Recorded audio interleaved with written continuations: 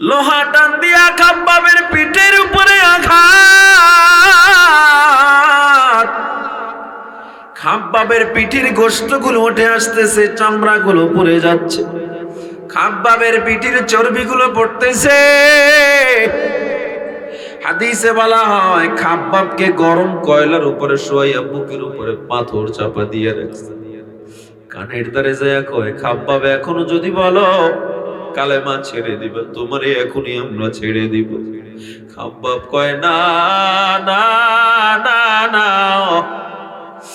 এই কালেমার মজা আমার অন্তরে এমন ঢুকা ঢুকেছে,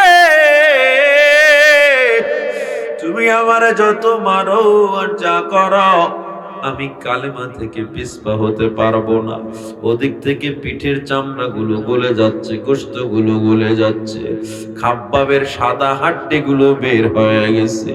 খাব্বাবের এত কষ্ট, এরপর খাব্বাব আল্লাহর নাম জবান থেকে সরায় না, কারণ নবীর প্রেমে পড়ে গেছে খাব্বাব। এই খাব্বাব যখন হযরত আবু বকর খাব্বাবকে যখন মুক্ত করলো, একদিন দেখে বেঈমানরা খাব্বাবরে মারতেছে, অনেক মারতেছে। আবু বকর তারে মুক্ত করে নবীর দরবারে নিয়ে গেল। খাব্বাব এখন নবীর দরবারে থাকে। একদিন নবী আমার উঁচু জায়গায় বসে সবাইরে নসিহত করতে করতে একদিন বলেন, ও ওমর, আলী, আবু বকর, ওসমান, তোমরা তো কত আরামে দিন পাইছো, আমি নবীও কত আরামে দিন পাইছি। অনেক কষ্ট হচ্ছে, অনেক সাহাবী আছে মারাত্মক কষ্ট করছে, এমনও সাহাবী আছে যে এই জায়গায় বৈশা তোমাদের নসিহত করার যোগ্যতা রাখে, তোমরা তারে ভালো করে চিনো না। হযরত ওমর এবার নবীরে জড়ায় কয়, পয়গম্বর, একটু ভালো করে যদি বলেন আমরা তার থেকে দোয়া নিব। নবী একটু বলেন, কে এত বড় দামি সাহাবা, কি কারণে এত দামি হইল? আমার নবী কয়, ওমর, কি কারণে সে এত দামি হইল সবার সাথে মুআনাকা করে দেখো। হযরত ওমর একজন একজন করে মুআনাকা কোলাকুলি শুরু করলো। কোলাকুলি করতে করতে খাব্বাবরে যখন ধরলো, হযরত ওমরের হাতটা যখন খাব্বাবের পিঠে পড়ে গেল, হযরত ওমর দেখে খাব্বাবের পিঠে গোশত নাই, হাড্ডিগুলো বাজতেছে। হযরত ওমর জুব্বাটা উঠায় দেখে সাদা হাড্ডিগুলো দেখা যায়। হযরত ওমর কয়, ভাইরে খাব্বাব, তোর গোশত কই, চামড়া কই, তোর কেন পিঠের সাদা হাড্ডিগুলো দেখা যায় রে ভাই? খাব্বাব কোনো কথা বলে না, চোখ বেয়ে বেয়ে পানি পড়ে। হযরত ওমর এবার খাব্বাবরে জড়ায়া ধরছে, ভাইরে এত কষ্ট কেন করছো, আমার একটু জবাব দাও। খাব্বাব কয়, ভাই ওমর, আমি যখন কালেমা পড়েছি, নবীর প্রেমে আমি যখন বেকুল হয়ে গেছি, কাফেররা আমারে গরম কয়লার উপরে শোয়া রাখছে, আমার বুকের উপরে পাথর চাপা দিয়ে আমারে রোদের মধ্যে শোয়া রাখছে। হযরত ওমর কয়, তখন তোমার জবানে কি ছিল? বলেছিল, আল্লাহ ছাড়া কোনো মাবুদ নাই, আমি শুধু জিকির করছি, আল্লাহ আল্লাহ আল্লাহ। হযরত ওমর খাব্বাবের ওই হাড্ডিতে চুমু খায়, হাড্ডিকে বলে, ও সাহাবায়ে কেরাম, দেখো জান্নাতি মানুষ যদি দেখতে চাও, খাব্বাবরে দেখো। আমি ওমর তো পাহলওয়ানের মতো দিনের দাওয়াত দিয়েছি, আমি ময়দানে নেমেছি, কষ্ট হয় না। আর খাব্বাবের দিকে তাকায় দেখো, দিনের জন্য পিঠের চামড়া গোশতগুলো পর্যন্ত নাই। এই যে আজকের এই মাহফিল, গতকালকে এই মাঠ একটা চারণভূমি, খেলার মাঠ ছিল, ঠিক না? আর হাদিসে কুদসিতে পয়গম্বর বলেন, যেখানে কোরআন সুন্নাহর আলোচনা হয়, দ্বীনের আলোচনা হয়, আল্লাহ তাআলা ওই মজলিসটাকে জান্নাতের বাগান হিসাবে কবুল করে নেন। সবাই পড়েন সুবহানাল্লাহ। নাযালাত আলাইহিমুস সাকিনা, আল্লাহ ময়দানে সরাসরি নূর নাজিল করতে থাকেন, তার রহমত নাজিল করতে থাকেন। তাহলে এই ময়দানে আমরা যারা আসছি আল্লাহর মহাব্বতে, আল্লাহ আমাদেরকে এনেছেন, নিজেরা আসতে পারতাম। এজন্য আল্লাহর দরবারে শুকর আদায়ের দরকার আছে না নাই? জোরে বলেন সবাই আলহামদুলিল্লাহ। হয় না আওয়াজে, এই আওয়াজ দিয়ে হবে না, আল্লাহর দরবারে খুশির আওয়াজ আরো উঁচু করে জোরে বলতে হবে আলহামদুলিল্লাহ। আল্লাহ বলেন লাইন শাকারতুম লাযীদান্নাকুম, যদি শুকর আদায় করো আমি আল্লাহ নিয়ামত আরো বাড়ায়া দেব। সবাই কোন সুবহানাল্লাহ। মান ক্বালা সুবহানাল্লাহ কুতিবাত লাহু 20 হাসানাত, যেই বান্দা একবার বলবে সুবহানাল্লাহ, আল্লাহ তার আমলনামায় 20টা নেকি লিখে দেবে। শুধু তাই নয়, অন্য হাদিসে পয়গম্বর বলেন বানা লাহু শাজারুম ফিল জান্নাহ, তার জন্য জান্নাত আল্লাহ একটা ফলের গাছ তৈরি করে দেন। তামলাউ মা বাইনাস সামাওয়াতি ওয়াল আরদ, আসমান জমিনের মধ্যখানের ফাঁকা জায়গা আল্লাহ সওয়াব দিয়ে পরিপূর্ণ করে দেন। এই একটা সুবহানাল্লাহর এত দাম, সুবহানাল্লাহ। আমরা মনে করি নামাজ ইবাদত, রোজা ইবাদত, হজ যাকাত এর বাইরে আর ইবাদত নেই, অথচ ছোট ছোট আমলের কত দাম। মিশকাত শরীফের শুরুর হাদিস, পয়গম্বর বলেন আল ঈমানু বিদ'উন ওয়া সাব'উনা শু'বা ফাআফদালুহা ক্বাউলু লা ইলাহা ইল্লাল্লাহ ওয়া আদনাহা ইমাতাতুল আযা আনিত তরিক ওয়াল হায়াউ শু'বাতুম মিনাল ঈমান। ঈমানের 70টা শাখা আছে। নিচের যে শাখা, রাস্তা থেকে কোনো কষ্টদায়ক বস্তু পড়ে আছে সরায়া দাও, এটা একটা ঈমানের শাখা। হাদিসের শানে উরুদে বলা হয় একটা কাটার বস্তু সরাইলে কি হবে? আল্লাহর নবী বলে হতে পারে এর বিনিময়ে আল্লাহ জান্নাত দিয়ে দিবে। তাহলে ছোট আমলের দাম আছে না নাই? সুবহানাল্লাহর দাম আছে না নাই? আলহামদুলিল্লাহর দাম আছে না নাই? জবান খুলে জোরে একবার সবাই পড়ি আলহামদুলিল্লাহ। আমরা সবাই মুসলমান, সবাই জান্নাতে যেতে চাই, এটাই আমাদের শেষ গন্তব্য। আমরা আমার মালিকের পরিচয় পেয়ে কোথায় যেতে চাই? জান্নাতে যাওয়ার জন্য আল্লাহ নবী বিদায় হজের ভাষণে বলে গেলেন, হে উম্মত, আমি তোমাদের জন্য 2টা জিনিস রেখে গেলাম, একটা হলো কোরআন আর একটা হলো সুন্নাহ। যারা এই 2টা জিনিসকে আঁকড়ে ধরতে পারবা তাদের জান্নাতে যাওয়ার জিম্মা স্বয়ং আল্লাহ নিজে হয়ে যাবেন। আর এই কোরআন সুন্নাহ কিভাবে মানবো, কিভাবে আমার নবীর আদর্শ মানবো বলে সাহাবায়ে কেরাম যেভাবে আমার নবীর আদর্শ মেনেছে, এই মেয়ারে হক সত্যের মাপকাঠি সাহাবায়ে কেরামকে যদি তোমরা ফলো করো, এর বিনিময়ে আল্লাহ তোমাদেরকে জান্নাত পর্যন্ত নিয়ে যাবেন। এজন্য আল্লাহ তাআলা বলছেন লাকাদ কানা লাকুম ফি রাসূলিল্লাহি উসওয়াতুন হাসানাহ, লাকাদ কানা লাকুম ফি রাসূলিল্লাহি উসওয়াতুন হাসানাহ। হে নবী, গোটা দুনিয়ার মানুষের মধ্যে যত আদর্শ আছে কেন, লেনিনের আদর্শ, কার্ল মার্কসের আদর্শ হোক না কেন, এই পৃথিবীর যত আদর্শ এই পৃথিবীতে তৈরি হয়েছে, যত সংবিধান তৈরি হয়েছে, নবীর আদর্শের মতো এত সুন্দর আদর্শ কোন মনীষীর জীবনে পাওয়া যায় নাই। এজন্য আমার আল্লাহ তাআলা জানা দেয়, হে নবী, আপনার জীবনের মধ্যে রয়েছে উম্মতের জন্য উত্তম আদর্শ। কেউ যদি আমার নবীর আদর্শ মেনে নেয়, ওই বান্দা দুনিয়ায় সফল, আখিরাতেও সফল। আজ আমার যুবক, আমার মুরব্বী বাবারা, বড় কষ্টের সাথে, বড় আফসোসের সাথে বলতে হয়, আজ আমার যুবক আমার নবীর আদর্শ ভালো লাগে না, আমার আল্লাহর কোরআন ভালো লাগে না, তারা পশ্চিমা সভ্যত ওয়েস্টার্ন কালচার নিয়ে ব্যস্ত হয়ে আছে। ঠিক কিনা জোরে বলেন? নবীর সুন্নতি পোশাক ভালো লাগে না, নবীর সুন্নতি দাড়ি ভালো লাগে না, টুপি ভালো লাগে না, নবীর সুন্নতি লেবাস ভালো লাগে না।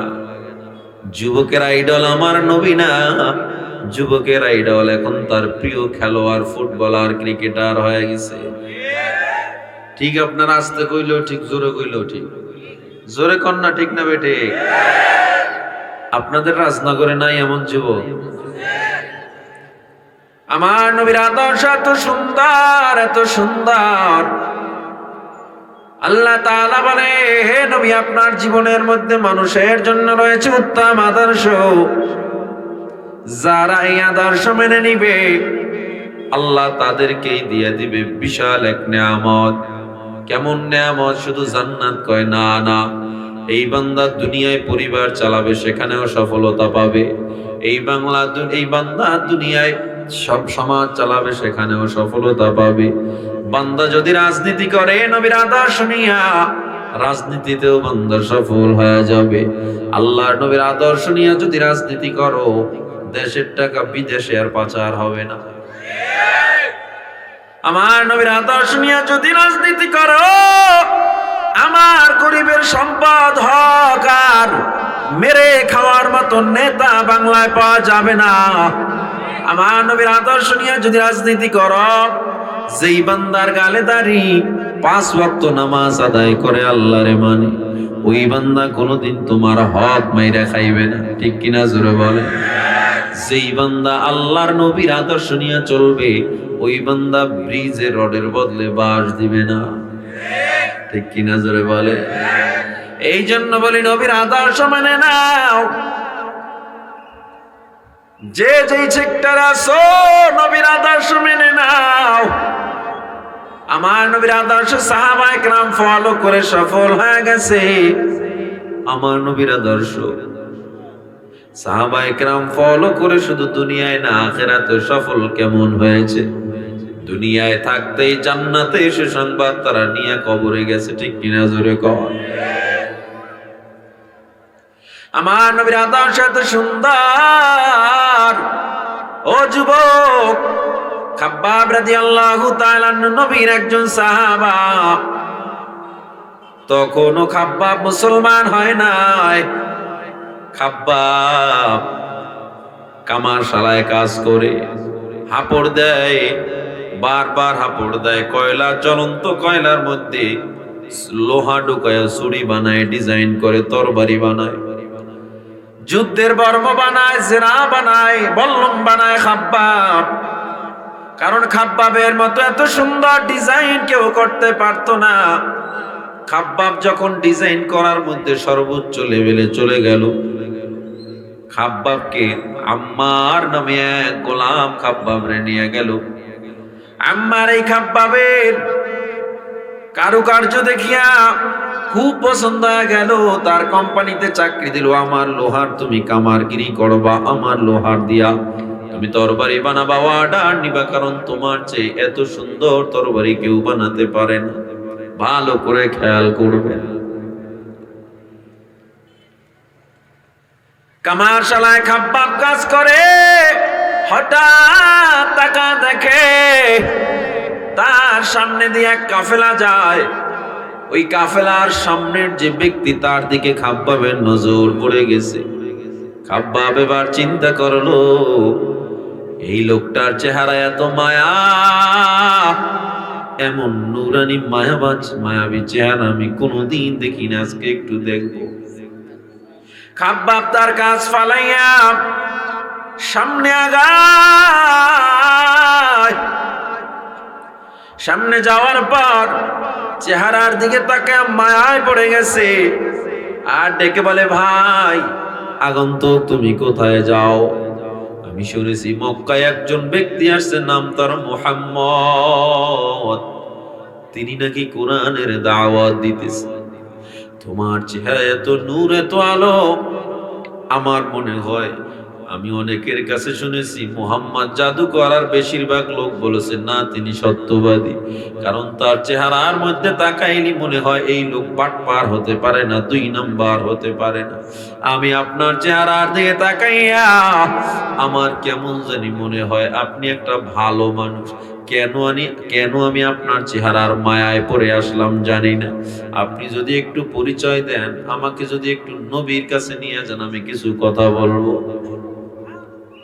আমাকে একটু মুহাম্মাদের কাছে নিয়ে যান, তিনি নাকি নতুন কোরআন নিয়ে আসছে, নতুন ধর্ম নিয়ে আসছে, আমাকে একটু নিয়ে যান। আগন্তুক দাঁড়ায় দাঁড়ায় মুস্কি হাসতেছে। খাব্বাব বলে আপনি কেন হাসতেছেন? আগন্তুক বলে তুমি যার কাছে যাইতে চাইতেছো সেই ব্যক্তি আমি মুহাম্মদ। আমার নবীর চেহারার দিকে তাকায় খাব্বাব হাঁটু গেড়ে বসে চোখের পানি ছেড়ে দিল। চোখের পানি ছেড়ে কান্না করার কয় পয়গম্বর,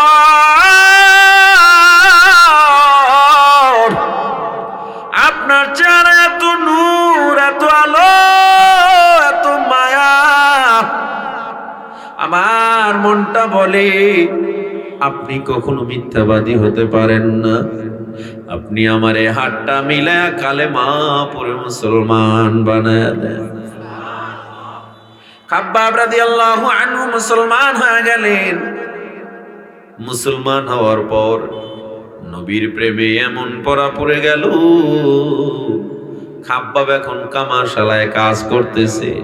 ওই লোহার ওই যে পাম্প দেয় হাপরে বারবার টান দেয়, শুধু জিকির করে আল্লাহ আল্লাহ আল্লাহ আল্লাহ আল্লাহ আল্লাহ আল্লাহ আল্লাহ আল্লাহ আল্লাহ, বারবার জিকির করে আর হাপরে টান দেয়। ক্রেতারা এসে বলে আমার তরবারি দাও। খাব্বাব বলে তুমি কি তারে দেখছো? আল্লাহু আকবার বলেন। খাব্বাবের মাথায় শুধু নবীর চেহারা করতেছে। আমার তরবারি দাও, আমার লোহার, আমার অর্ডার কৃত মাল দাও। খাব্বাব উত্তর দেয় তুমি কি তারে দেখছো নাকি? কি তার চেহারায় মায়া। খাব্বাব কালেমার মায়া যখন অন্তরে ঢুকাইছে, দুনিয়ার কোনো কিছু এখন আর ভালো লাগে না। আম্মারের কাছে বিচার চলে গেল, ও আম্মার, তোমার গোলাম খাব্বাব, তোমার কর্মচারী খাব্বাব কেমন যেন পাগল হয়ে গেছে। সে যেন কার কথা বলতেছে, আমাদের মালামাল দেয় না, আম্মার দূরে এসে আমার ব্যবসা শেষ করতেছে। খাব্বাব আইসা বলে, খাব্বাব শেষ করতেছে, আম্মার এসে বলে ও খাব্বাব আমারে তুমি বলো তোমার কি সমস্যা। খাব্বাব মাথাটা উঠাইছে, উঠায় কয় তুমি তারে দেখছো নাকি? আম্মার কয় কারে দেখবো? কয় মুহাম্মদকে কি তুমি দেখো না?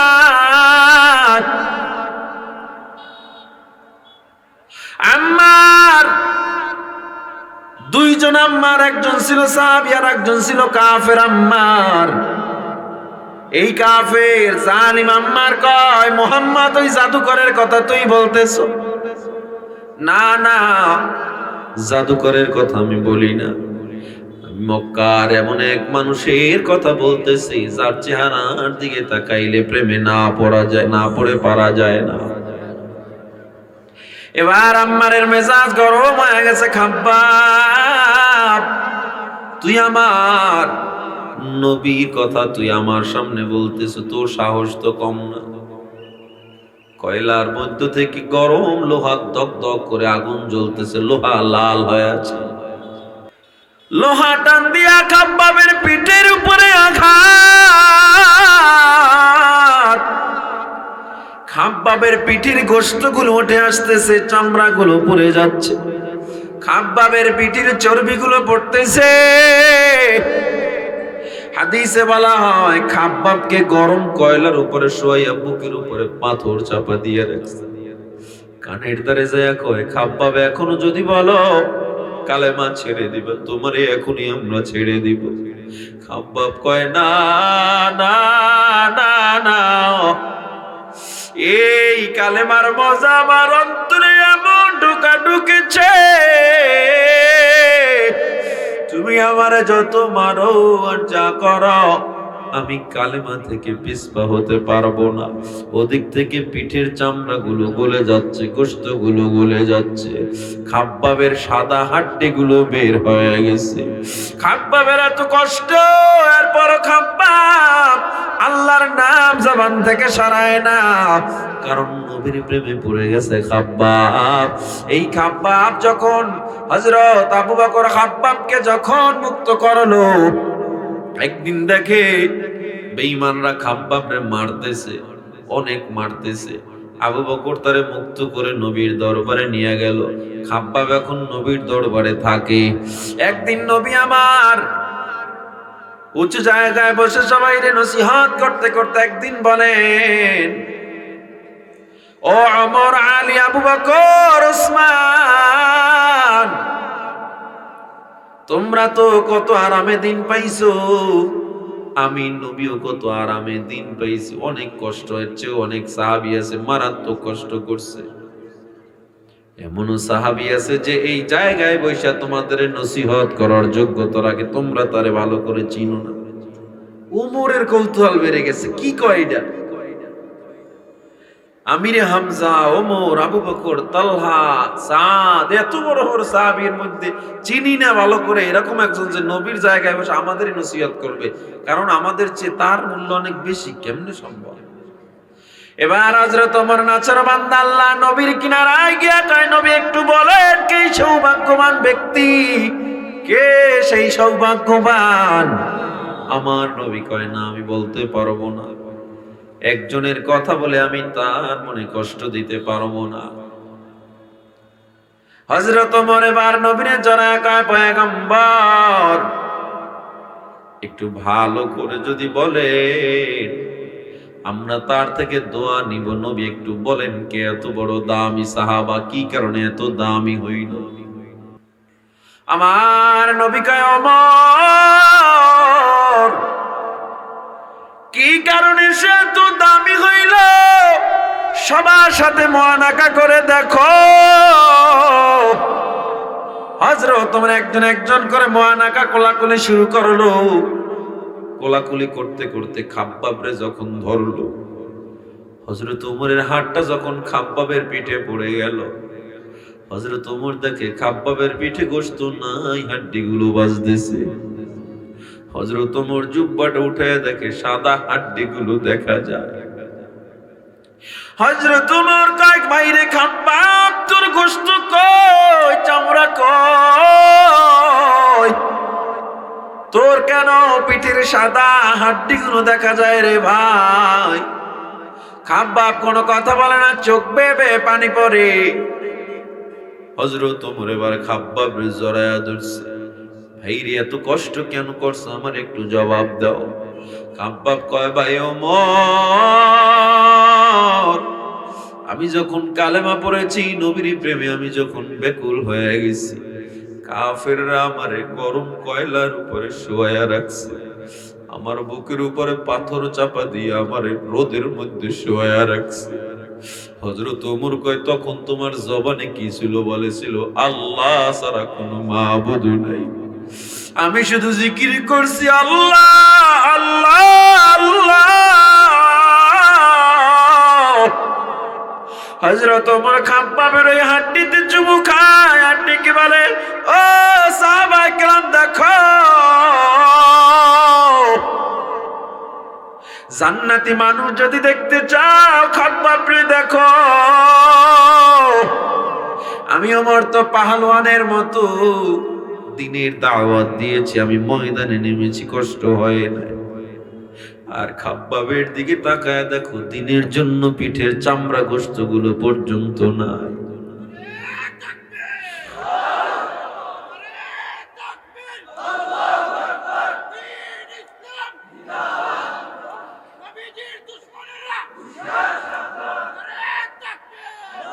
হে মুসলমান ইমানদার, এই খাব্বাবের কোরবানি শুধু খাব্বাবের কোরবানি না, হাজার হাজার সাহাবায়ে কেরাম জীবনটারে নবীর জন্য দিয়ে দিছে।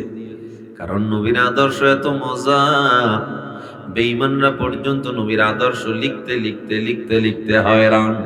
কাব্য যিনি লেখছেন তার কাব্যের জ্ঞান শেষ, কবিতা যিনি লেখছেন কবিতার জ্ঞান শেষ, যেই বান্দার কলম দিয়া লিখছে কলমের কালি শেষ। আমার নবীর প্রশংসা নাত লেখা শেষ হয় নাই, ঠিক কিনা?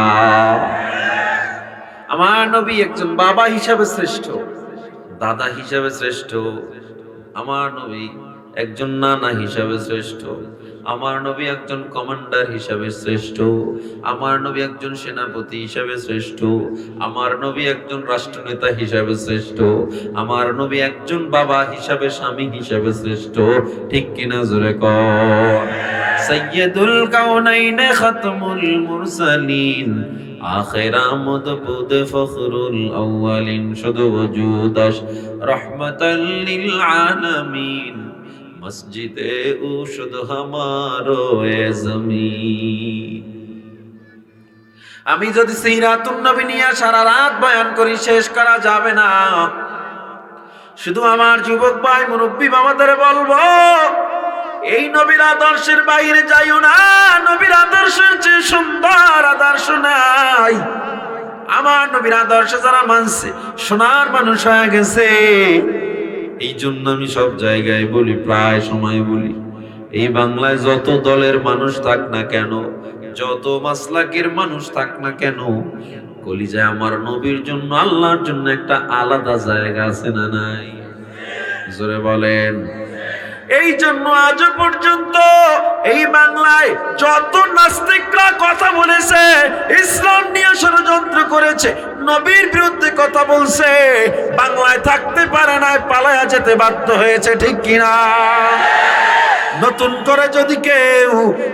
করে যদি কেউ আমার নবীর আদর্শের উপরে কালেমা লেপন করতে চায়, আমার নবীকে নাস্তিকরা যদি গালি দিতে চায়, আমরা আজকের এই মৌলভীবাজার থেকে জানায়া দিতে চাই, রাজনগর থেকে জানায়া দিতে চাই, এই বাংলায় হিন্দুরা থাকবে কোনো সমস্যা না, বৌদ্ধরা থাকবে কোনো সমস্যা না।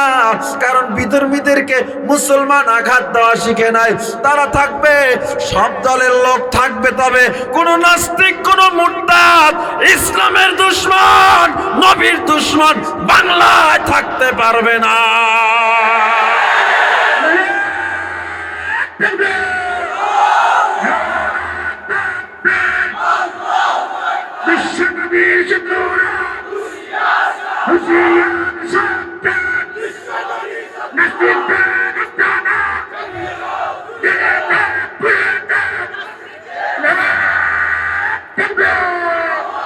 আল্লাহ নবী জানায় দেয়, আমি এজন্য খুতবার শুরুতে একটা হাদিস পড়েছিলাম, লা ইউমিনু আহাদুকুম হাত্তা আকুনা আহাব্বা ইলাইহি মিন ওয়ালিদিহি ওয়া ওয়ালাদিহি ওয়ান নাসি আজমাইন।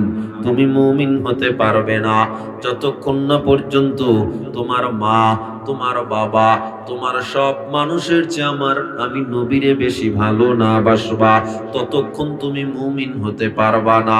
আমার একটু জবাব দেন ও রাজনগরের ট্যাংরা বাজারের মুসলমান, আমার একটু জবাব দেন, আমার নবীর দাম বেশি নাকি মা বাবার দাম বেশি? আর আসতে শুধু বেশি নাকি অনেক বেশি? হাজার কোটি গুণ বেশি। আমার মা বাবার চেয়ে আমার নবীর দাম বেশি, আমার নবীর দাম হাজার কোটি গুণ দলের চেয়ে বেশি। আজকে মারে গালি দিলে তোমার মনটা খারাপ, বাবারে গালি দিলে তোমার গায়ে লেগে যায়, তোমার মায়ের যদি কেউ গালি দেয় ভালো লাগে নাকি? কেন খারাপ লাগে? কারণ আমার মা আমার প্রাণ, আমার মাকে আমি ভালোবাসি, আমার বাবারে আমি ভালোবাসি, এই জন্য গালি দিলে সহ্য করতে পারো না। ও মুসলমান, নবী বলছে মা বাবার চেয়ে কোটি গুণ বেশি আমারে মহব্বত করতে হবে। আর আমার নবীরে গালি দিলে যদি তোমার গায়ে না লাগে, মনে করবা এখনো পরিপূর্ণ মুমিন হতে পারো না। বিশ্ব নবীর অপমানে যদি না কাঁদে তোমার মন, মুসলিম নয় মুনাফিক, তুমি নবীজির দুশমন। নবীর জন্য জীবন দেবে কে আছো নওজোয়ান, তাকবীর ছেড়ে সিংহ শাবক হও তুমি আগুয়ান। তোমার বুকে ইমানের বল জবানে আল কোরআন, ভয়ে কাপে কাপুরুষ সব আর নরাধম শয়তান। জীবনের চেয়ে বুকে আছে বেশি নবীজির সম্মান, কেমনে তুমি থাকবে বসে হলে তার অপমান। তুমি সাচ্চা মুসলমান, ইমান তোমার ধান, সাচ্চা মুসলমান, ইমান তোমার ধান। নবীর প্রেমে জাগ্রত তুমি নির্ভীকি পালোয়ান। তুমি সাচ্চা মুসলমান, ইমান তোমার ধান। নবীর জন্য জীবন দিবে কে আছো নওজোয়ান।